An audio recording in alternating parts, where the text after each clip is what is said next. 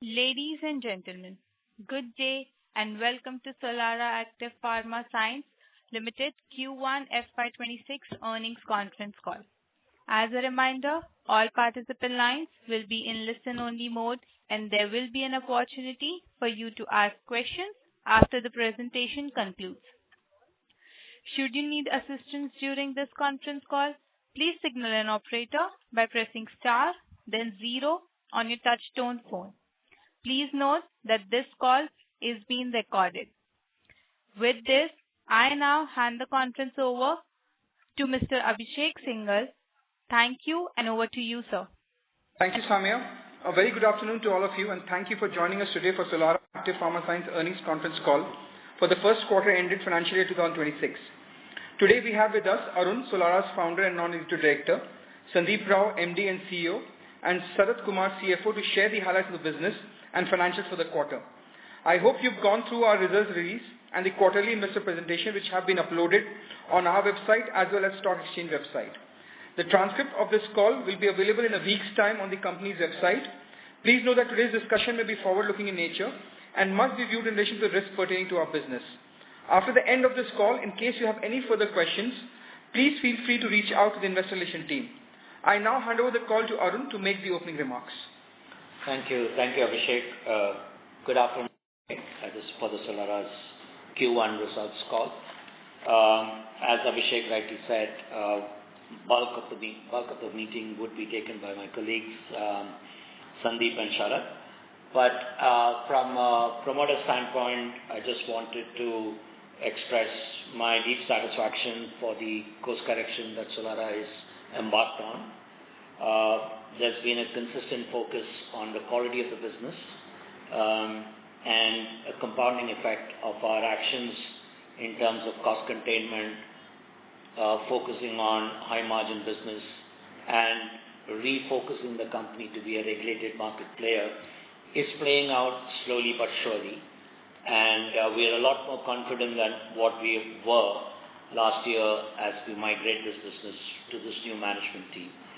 I'm delighted with the performance across the board that the team at Solara has delivered. And I now leave it to Sandeep and Sharath to give headline numbers, and happy to address any questions as they come. Thank you, and Sandeep, over to you. Thank you, Arun. Good morning, good afternoon, and good evening. And thank you all for joining today's Q1 26 earnings call. I sincerely appreciate your time and your participation in this call. If you recap the last call, we had said three things.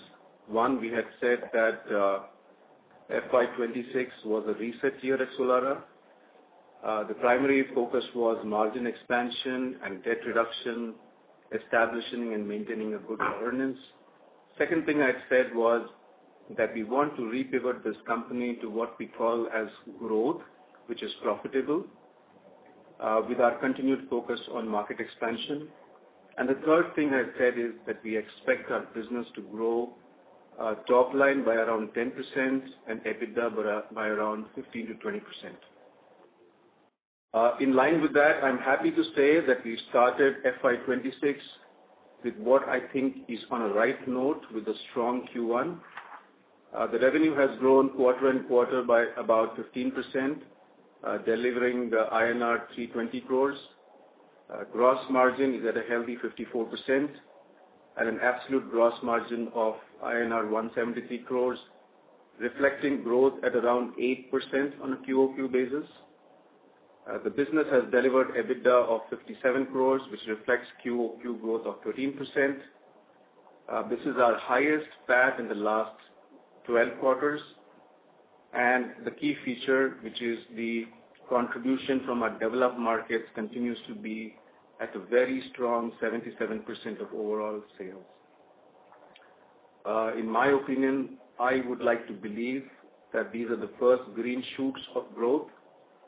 Over the next few quarters, me and the entire team at Solara is going to be working extremely diligently to build on this foundation and to continue our focus on gross margin growth and EBITDA growth alongside our continued efforts on cost control, OpEx leverage, debt reduction, and network optimization.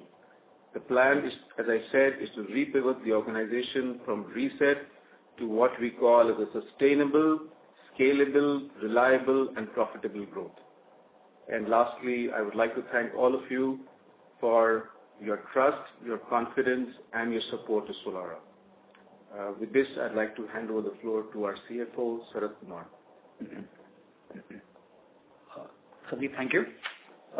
Good morning, good afternoon, and good evening, ladies and gentlemen. And first of all, thank you for joining in today's Q1 FY26 call for Solara. As shared by Arun and Sandeep, we are glad to inform you that we are observing green shoots in the entire business as we continue to pivot the organization towards a growth phase in FY26 from the reset phase in FY25. And I believe we have started this journey with a strong Q1. Solara, as a business, has delivered positive Q1Q growth on top line with a healthy margin profile of close to 54% and hence clocking EBITDA margin of 18% with an absolute value of 57 crores, which reflects a Q1Q growth of 13% and 36% year growth as compared to Q1 of FY25. From a PAT perspective, as Sandeep mentioned, we have clocked in 105 million of PAT, which is highest across last 12 plus quarters, which has also resulted in EPS positive at 2.5 rupees per share. As we continue to focus our efforts on operating cost leverage and margin expansion, we would also continue to chase incremental business at a healthier margin profile. In our journey towards a healthier balance sheet, I'm actually glad to share with you that we have been able to reduce roughly 143 crores of debt, which reflects 18% reduction in the opening debt what we had started FY26 with. Out of that, roughly 113 crores coming in from the first call money of the rights issue, which we had got in May 26, and the balance close to 31 crores came from the operational cash flows, which eventually brings our net debt to EBITDA ratio to close to 2.7x if I take my Q1 EBITDA run rate. Further, we have a line of sight, as we shared earlier, that by Q1 of FY27, we will bring our debt to sub 450 crores level, which will reflect a net debt to EBITDA ratio of 1.5x. And as we shared earlier, once subject to the statutory approvals, once we push down 200 crores of debt to the newly formed CRAMS company, Solara's net debt to EBITDA ratio should be less than 1. As shared by Sandeep and Arun, we as an organization continue to work on improving profitability through our continuous cost improvement programs as well as operations cost optimization, and also focus on debt reduction as well as working capital optimization, as we want to focus entirely on repivoting the organization from a reset to growth. Thank you once again for your time, and now we are happy to take your questions. Pamela, can we open up the Q&A, please? Thank you very much. We will now begin the question and answer session. Anyone who wishes to ask a question may press star and 1 on the touchtone telephone. If you wish to remove yourself from the question queue, you may press star and 2. Participants are requested to use handsets while asking a question. Ladies and gentlemen, we'll wait for a moment while the question queue assembles. The first question comes from the line of Vishal from Systematic Group. Please go ahead. Hi, good evening everyone, and thanks for the opportunity. With respect to your CRAMS business, could you share what was the top line this quarter?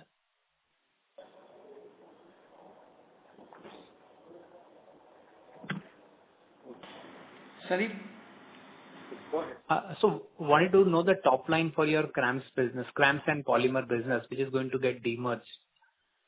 So the run rate, Vishal, for that business when we announced the CRAMS carve-out is just about 100 crores. So we are 100 crores on an annualized basis. So currently the run rate is within that range, quarterly run rate. Okay. And any guidance you would want to give for the year for this business? Last year it was 100 crores. So would this be around the same levels for the full year, or maybe we see a strong improvement? So to be honest with you, we have to make some significant investments to build out the CRAMS division in terms of repurposing the Vizag plant, which is what we are in the process of getting our redesign done. So I think this year will also be quite a tepid year for that division. And then we'll start onboarding customers in the second half of this year, and it probably will take at least 2 to 3 years for it to be a meaningful business to give you more granular information. So right now we have multiple clients in the business, or we are dependent on a few clients for our entire revenue? Very few. Very few clients. Right. Okay. And on just some clarity on the polymer business, is this related to pharmaceuticals, or it is non-pharmaceuticals? It's pharma. Pharmaceutical polymers. So would these be complex products by definition, polymers in terms of manufacturing? To some extent, yes. There aren't many players. And so you are targeting generic APIs on the polymer side, or you're targeting innovative APIs? Both. Okay. And you have a product in your portfolio on the polymer side, or? We do, but we don't give specifics. Right. And so there is a pipeline of polymer products that are in development. That's right. Okay. And just to one more clarification, was Copaxone a polymer product? Nitrosamine acetate? Yes, it is. Not necessarily. I think it's more like a peptide. If I was not mistaken. Copaxone is more of a peptide cocktail. It doesn't qualify as a polymer. Okay. Thank you. That's all from my side. Thanks, Vishal. Thank you. Thank you very much. The next question comes from the line of Jagadesh Sharma, an investor. Please go ahead. Hi, sir. Congratulations for the margin improvement in this quarter and turnaround in this quarter. I just have two broad questions. First one is, could you share the contribution of ibuprofen to the overall revenues for the quarter? Also, a quick update on the ibuprofen market would be helpful. And also, any pricing trends now? Are the pricing trends now more stable? This is my first question. Sandeep, go ahead. So, ibuprofen, as a portfolio, we have close to done roughly 30% of that business entirely from ibuprofen, which includes ibuprofen as well as ibu derivatives. And on your question, is it a stable business? We have mentioned in the past that we are only going after marquee customers and high-quality, sticky businesses. No. I didn't ask whether the business is stable. I'm asking whether the pricing trend is stable or not. Yeah, the pricing is stable. The pricing is stable because we're only working with top-tier, high-quality, marquee customers in the developed markets. Overall, broad ibuprofen market, update on the broad ibuprofen market, sir? So, Mr. Sharma, just to give you an indication on the ibuprofen market, there is significant new entrants and significant competition. Solara has a historic relationship with brand owners for more than 25 years. And as Sandeep mentioned, we are focusing only on those customers. The market for the generic supplies is under intense competitive pressure with new entrants at new chemistry, new pricing, and very reliable and good competition. So we are focusing our energies into derivatives, into more complex programs, and so using less of capacity to get more dollars rather than focusing on the generic ibuprofen. So the generic ibuprofen, I believe, still faces intense competition. But as we pivoted our business, and as Sharat mentioned, ibuprofen used to be almost 50% of our turnover, and if it's now only 30%, it already gives you an indication of what actions we have done in the last 2-3 quarters and that's also another reason why the numbers are pivoted to a better outcome. Okay. My second question is on the broader API trend, the industry has been going through a prolonged pricing correction. Are you seeing any signs of stabilization in the API pricing, or do the headwinds still persist? So it's very selective. It's not across the industry on specific products. We do see some challenges. But overall, if you look at Solara, we have actually reduced our focus on top line growth, which effectively means that any lines which are not profitable, we are exiting. And we're very focused on getting the right network, therefore the kind of business that we want to keep for us. And the businesses we keep, the 77-78% regulated market focus is very sticky, is very long-term, and they are not opportunistic for us. So to answer your point, there is pricing pressure on specific programs, but as long as you work with regulated market players, it's more sticky from the nature of the business and not necessarily because of the environment and of the industry that we are in. And this is also reflected in if you look at our gross margins over the last 3 quarters, I think we've been clocking a very healthy 54-55% consistently over the last 3 quarters. So I think that the numbers speak for our ability to hold on to our prices. Understood. Thank you, sir. Thank you so much. All the very best. Thank you. Thank you. Thank you. The next question comes from the line of Krisha Mehta, an investor. Please go ahead. Hi, sir. I have 2 questions. Firstly, what would you call the key growth levers for the API business over the next 2-3 years? And so although we have reduced our dependency on ibuprofen from 50 to 30%, how do you see the portfolio evolving to support a more diversified and de-risked growth profile, maybe through a broader top 5 or top 10 product mix target going forward? So, Krishna, I can try and answer that question. First of all, we are in this phase of reset. And in the reset phase, we have been focusing on costs, operational efficiency, cost of goods, as in our cost of production, and our network optimization, which effectively, another way of saying is that we are focusing on the inefficiencies that are inherent in the business. We believe that once that is solved for, that will entail a very significant improvement in our gross margins and EBITDA. That's our first focus. And this is our second quarter where we are delivering on that promise. We will take 4-5 quarters to get that sorted out. That doesn't mean that we are not invested in new programs, new markets, expansions, but in all of this takes time. So to answer your point, we are in the reset phase, we are now in the phase of cost improvements and therefore margin expansion through OPEX leverage. And at the same time, we are invested in seeding new markets and new customers. And in the next 8 to 12 quarters, you'll see both playing out. In the next 3 to 4 quarters, you'll see the operational leverage playing out. So we are currently a legacy player in this business for more than 35-40 years. We had gone through an over-dependence on ibuprofen. We have reset a strategy. So we are in the process of executing that. So your broader question is not very relevant for our today's reset stage that we are in. Understood. And secondly, so we have guided for EBITDA growth of around 15 to 20% for FY26, which indicates a 240 to 250 crore range.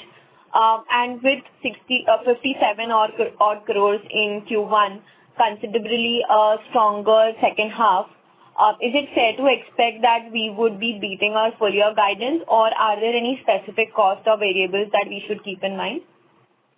We'll keep a quarter at a time, but for now, your mathematical, understanding of our EBITDA range is accurate, and I think our focus is to be in that range. and at this stage we think it's a little too early to revise any guidance. One or two more quarters is when we will be in a more comfortable situation to address that query of yours. Got it. Thank you, sir. Thank you. A reminder to all participants, you may press star and 1 to ask a question. The next question comes from the line of Sajal Kapoor from Anti-Fragile Thinking. Please go ahead. Yeah, many thanks for the opportunity. Hi, Sandeep. Great start to F26. Question is, with your strong background in fermentation and biosciences, how do you see these areas fitting into Solara's current strength and future growth potential? It's nice to know that somebody is tracking my background. But look, the simple answer is that we are looking at new growth areas. When I talk of new growth areas, we're talking of different manufacturing capabilities that we want to bring in-house, especially to the CRAMS business. So we're evaluating other areas, may or may not essentially be fermentation, but over the next few quarters as we grow our CRAMS business, we'll come back to you with further details. That's fine. That's helpful. Thank you. And the other question is, we are injecting 200 crore of debt into Syntex Global Pharma Solutions, which today is a subscale business with weak or maybe negative operating cash flow. So it's almost certain that an equity infusion will be needed soon to keep the balance sheet healthy. Is that a reasonable, fair assumption? It is. Yeah. Well, that's helpful, Arun. That's all I have for now. Thank you so much, and great show, everyone. Thank you. Thank you. The next question comes from the line of Pranav Gandhi from Lotus Wealth. Please go ahead. Congratulations on the number to the management. I just have one question. You mentioned about the ibuprofen new route which are going forward. Have they received any regulatory approval for the same?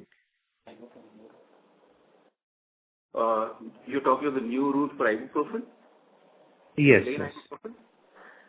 No, we're still in the process of implementing it. So we're really still in the development process. We haven't taken it to approval as yet. Also, as you mentioned about the equity for the CRAMS business, the fundraising, will it be a pref or like a rights issue? It's very early days for now. We will probably have more answers for you in the next call. Okay. Thank you so much. Thank you. The next question comes from the line of Dheeraj Shah, an investor. Please go ahead. Hi, this is Dheeraj Shah. Thanks for the opportunity. I had a question on gross margins. Our gross margins have come in at 54% during the quarter, showing a sequential decline. Could you walk us through the key factors that drove this movement? Yeah. Dheeraj, if you see, so what we have done is with respect to gross margin profile, we have a certain product mix. So as a business, it would not be fair to assume exactly 57% every quarter. So from 57%, what we had clocked in Q4, we are down to 54%. But if you see in terms of overall for the past 5 or 6 quarters, we have gradually scaled that number from a 40s level to a mid-50s kind of a range. And we believe that being in a catalog generics API business, this gross margin profile is fairly healthy. Okay. So in the past, that 53 to 51% gross margin range. Sorry to interrupt, sir. Your voice is breaking. Now it's clear. It's better now. Yes, Go ahead. it's better now. In the past, you have indicated that a 53 to 55% gross margin range is sustainable in catalog API segment. Would it be reasonable to assume that the midpoint of this range would be good base for FY26? Yes, correct. That's what we are working for. We are working towards keeping that high quality of business which is reflected in our gross margin. So it is our aim to keep our gross margins at those levels. Okay. That's all from my side. Thank you.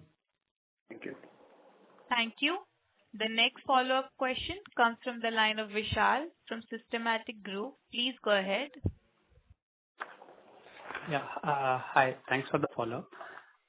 On the generic API business, anything specific that you want to highlight in terms of how would you be approaching the business in terms of building that up?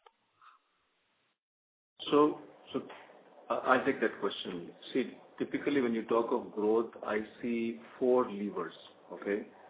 There are new products, a pipeline that you need to create. You talk of EBITDA and gross margin growth to cost improvement initiatives. The third lever is new markets that you try and get into. And the fourth lever is that you try and create more capacity for key products through incremental capex. And I can tell you that on all these 4 fronts, we are actively involved. So we're working all these 4 levers to make sure that we can grow the company. Okay. So where would we be currently in terms of the capacity utilization? So do we need capex to grow maybe in the next 2-3 years, or we have enough capacities? Currently, our capacity utilization is in the range of 60 to 65%. But what we are trying to do is we are trying to put incremental, and I mark the word incremental capex in certain key capacities for our molecules. Okay. And for the you supply a differentiated API of ibuprofen or a modified version of ibuprofen API. So is that market growing, or that is also growing like the generic ibuprofen market? It is growing. I mean, the growth there is a tepid growth, but I think that we are putting a lot of energies behind it, and I think hopefully that this market will take over not all, but we are hoping that it will take over at least a sizable portion of the ibuprofen plain market. Okay. Thank you. That's all from my side. Thank you. The next question comes from the line of Krisha Kansara from Molecule Ventures. Please go ahead. Hello. Am I audible, sir? Yes, we can hear you. Yes, I'm audible. Sir, my first question is on ibuprofen. I think in one of your previous answers, you mentioned that you have been facing intense competition in the ibuprofen market. So my question is with regards to the demand-supply situation. If you can help us understand the current demand in terms of volume versus the supply that is coming in, let's say, in the next 1-2 years. And in line with this, if you can give us a number with regards to the current realization of ibuprofen, that would be helpful. This is my first question, sir. Okay. I don't think we can give you product-wise realizations or segment-wise realizations, but I can tell you that in ibuprofen, we've taken a conscious decision to focus only on high-quality business and customers who give us good gross margins. So in that sense, we decide whom we want to supply to.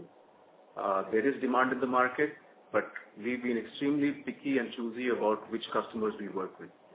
And that's the result that we're working with only high-profile, as I said, marquee customers in developed markets. Does that answer your first question? So my question was more on the industry side. So let's say, what is the current industry level demand in terms of volumes and versus what is the supply that is coming in the industry in, let's say, next 1 or 2 years? So I just wanted to understand the demand-supply situation of the domestic ibuprofen industry. So I would say that the total demand, that the total supply in the market today is around 50,000 metric tons. That's my guesstimate, global supply. That includes Indian suppliers as well as global suppliers. And I think at this point, that capacity is sufficient to meet global requirements for this product class. Right. So we can expect realizations to further go down as and when the supply comes in the market. Yeah, but you should look at where we focus on. Where we are focusing on in ibu, we are focusing only on select customers who give us healthy margins, but our biggest focus is on the derivatives and analog, which will drive our healthier gross margins on ibuprofen. So we are picking the segments that we want to be in. Right. Sure. Sir, my second question is on our CRAMS business. Sorry to interrupt. May I request you to join the queue for the follow-up question? Sure, I'll do that. Thank you. The next question comes from the line of Mohammed Patel from Edelweiss Public Alternatives. Please go ahead. Am I audible? Yes, sir, you're audible. Yeah. So my first question is, we said we are on a reset stage for the next 3 to 4 quarters. So how do you tally that with the 10% revenue outlook for 26?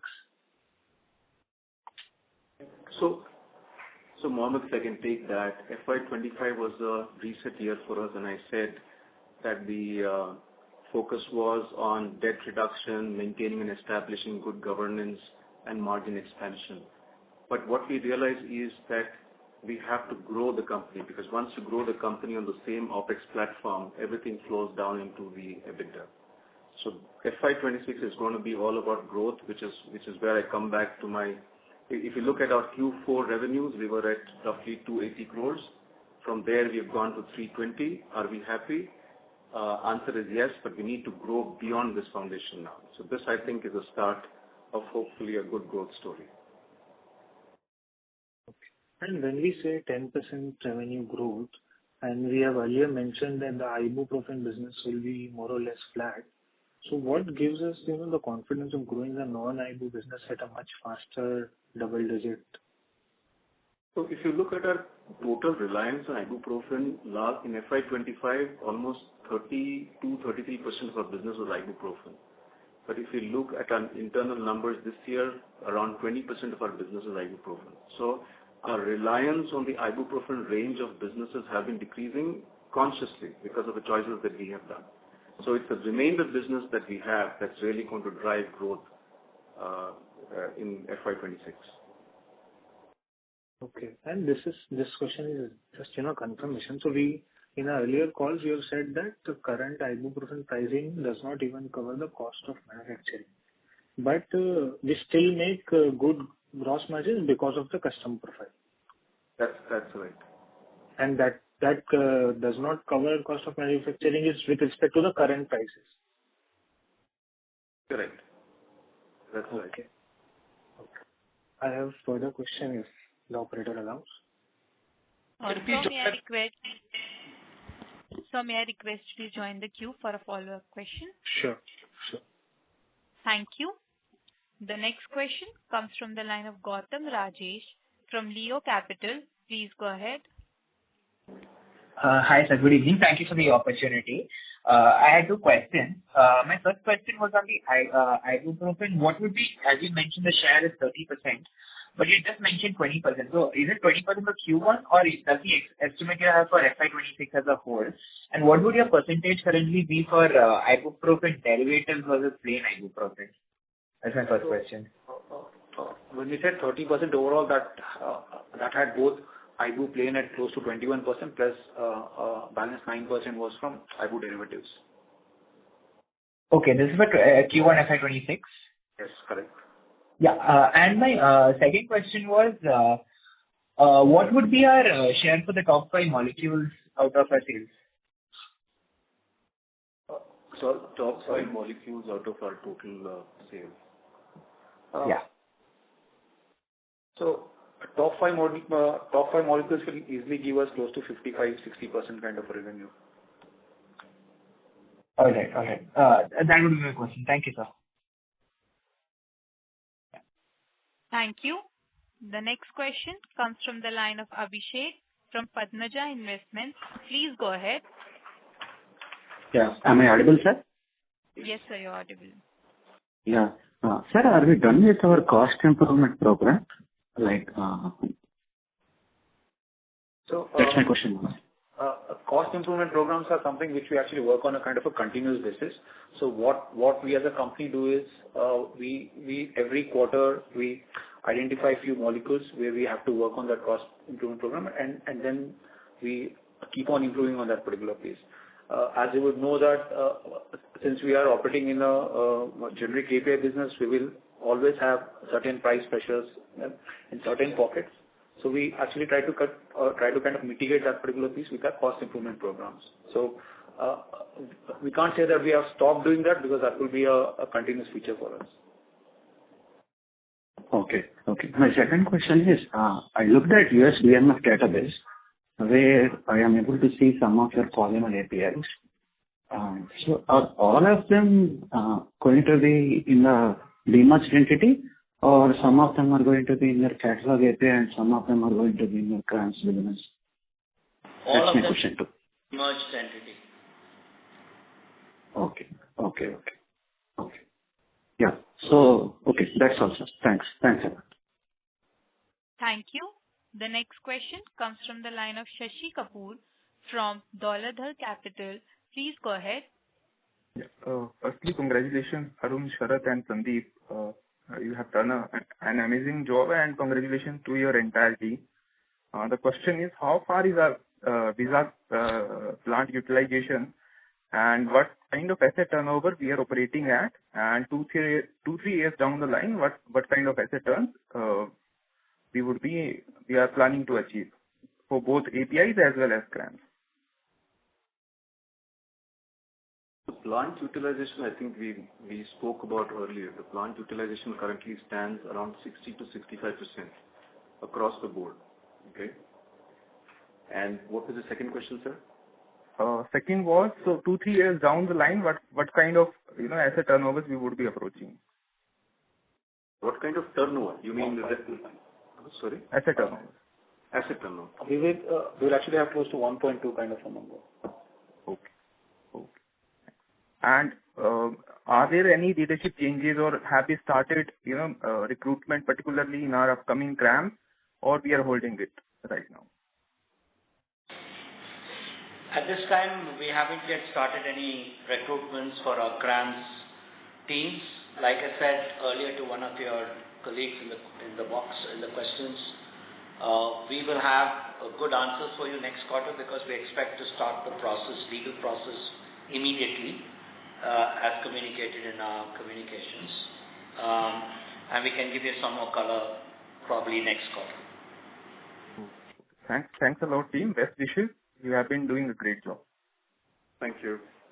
Thank you. The next question comes from the line of Raghunath, an investor. Please go ahead. Yeah, my question is already answered from one of the earlier participants, so I don't have anything. Thanks. Thank you. The next question comes from the line of Mohammed Patel from Edelweiss Public Alternatives. Please go ahead. Yeah, I have two questions on the CRAMS business.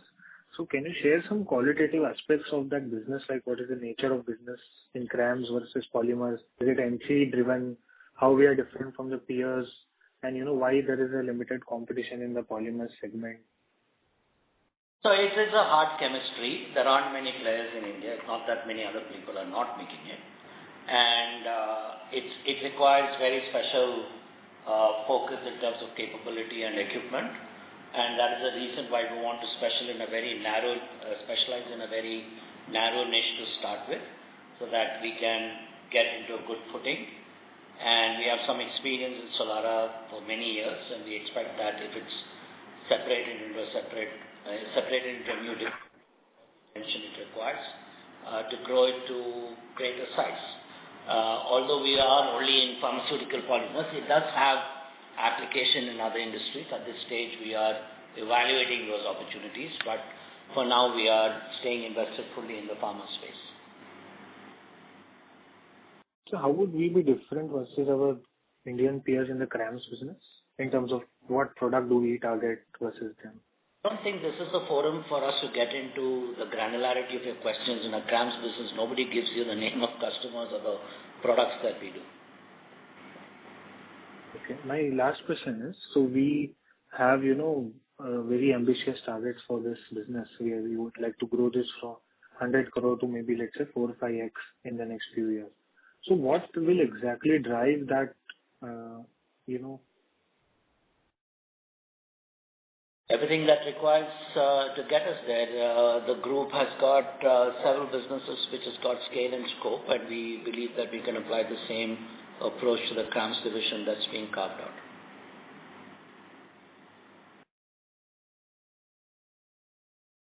Thank you. Thank you. The next question comes from the line of Krisha Kansara from Molecule Ventures. Please go ahead. Yeah. So I have a question on our CRAMS business. So if you could tell us about the CapEx plan with respect to this business, because as far as we are aware, for us to be a key player in this industry, we might need to invest a significant amount for the CapEx. So any guidance on that? What kind of investments are we planning for this segment? That is the first part. And second, with respect to CRAMS only, if you can break up the business into, let's say, I think one of the earlier participants also asked, how much of 100 crores are we supplying to, let's say, generic companies versus how much of it is going to innovative pharma companies? That breakup would be helpful. Thank you. The second point is easier to answer. We can't provide you that data. It is too suboptimal a business for us to get there. You'll have to wait for that. Probably you have not read the notes on the CRAMS. We are moving out one of our largest plants, which has been mothballed in Vizag, which has got very large capacities. And as you rightly articulated, to be in the CRAMS business, you need to invest capacities ahead of time. And while Solara is focusing on its catalog API business and focusing on operational efficiency, we do not want to be investing heavily on the generic API space. And that is why this facility, where we have almost 1/3 of our group capacity completely underutilized, is being shifted to the CRAMS business. New capex will go only to repurpose some of the equipments, not major capex is required consequently. But we think that capex and loss funding will be in the range of at least 200 crores in the first phase for us to take it to up to a 400-500 crore CRAMS business. But that's going to take us quite some time to get there, 3 to 4 years, as we said earlier. Right. You mentioned 400-500 crore business from 200 crores capex, right? Yeah. Okay. Thank you. Thank you. Thank you. Ladies and gentlemen, we'll take this as the last question for today. I would now like to hand the conference over to the management for closing comments. Sandeep, over to you. Thank you, Arun. I again would like to thank all of you for being there for Solara, for your continued support and your trust. And count on us.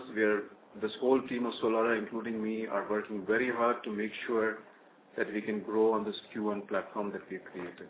Thanks again. Thanks to everybody.